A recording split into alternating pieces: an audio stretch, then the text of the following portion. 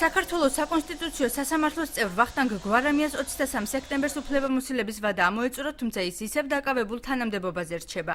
ვახტანგ გვარამია საკონსტიტუციო სასამართლოს მოსამართლის თანამდებობაზე პარლამენტმა 10 წლით 2003 წლის 23 ივნისს აირჩია. საკითხთან დაკავშირებით საკონსტიტუციო სასამართლოში აცხადებენ, რომ მოქმედი კანონმდებლობა ვახტანგ გვარამიას არავალდებულებს პარლამენტს ვადის ამოწურვის შესახებ შეატყობინოს. ქეთევან ცხადაძის განმარტებით ახალი წევრებით ჩანაცვლება პარლამენტის პრეროგატივაა. ბატონი ვახტანგ გვარამია 2003 წელს არჩეული იქნა საქართველოს პარლამენტის მიერ, შესაბამისად ახალი წევრის ჩანაცვლებაც უნდა მოხდეს ისევ პარლამენტის მიერ და ვინაიდან აღნიშნული შემთხვევა წარმოადგენს მხოლოდ პარლამენტის ექსკლუზიურ უფლებამოსილებას, ამ პროცედურებთან დაკავშირებით მხოლოდ პარლამენტია უფრო კონკრეტული პასუხი გაქცეთ აღნიშნულ საკითხზე. საქართველოს კანონმდებლობა არ ითვალისწინებს არანაირ ვალდებულებას უფლებამოსილების ამოწურვის შეტყობინების შესახებ.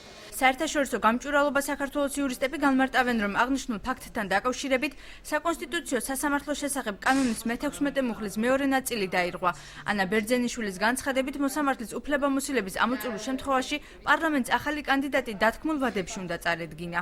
საქართველოს საკონსტიტუციო სასამართლოს შესახებ საქართველოს კანონის მიხედვით საკონსტიტუციო სასამართლოს წევრის უფლებამოსილების ვადის გასვლამდე არა უგვიანეს ერთი თვისა და არა უადრეს ერთი კვირისა არჩეული უნდა იქნეს საქართველოს საკონსტიტუციო სასამართლოს ახალი წევრი. იმ შემთხვევაში თუ წევრს გავიდა უფლებამოსილების ვადა 23 სექტემბერს, ამ პროცედურის დაცვით უნდა გამწესებულიყო საკონსტიტუციო სასამართლოს ახალი წევრი. თავად პარლამენტის წევრმა ვახტანგ ხმალაძემ საკითხთან დაკავშირებით მაცინეს გადამღებ ჯგუფს კომენტარზე უარი უთხრა, თუმცა გუშინ ტელეკომპანია ტაბულასთან ინტერვიუში განაცხადა, რომ მოსამართლის უფლებამოსილების ვადის ამოწურვა პარლამენტს გამოეპარა.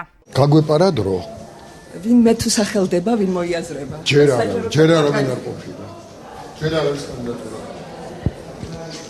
საკონსტიტუციო სასამართლოს საზოგადოებასთან ურთიერთობის სამსახურის ინფორმაციით ვახტანგ გვარამია ამჟამად დედაქალაქში იმყოფება. მინიკო ბერიძემ მოსამართლის საკონტაქტო ტელეფონის მიწოდებაზე უარი გვითხრა.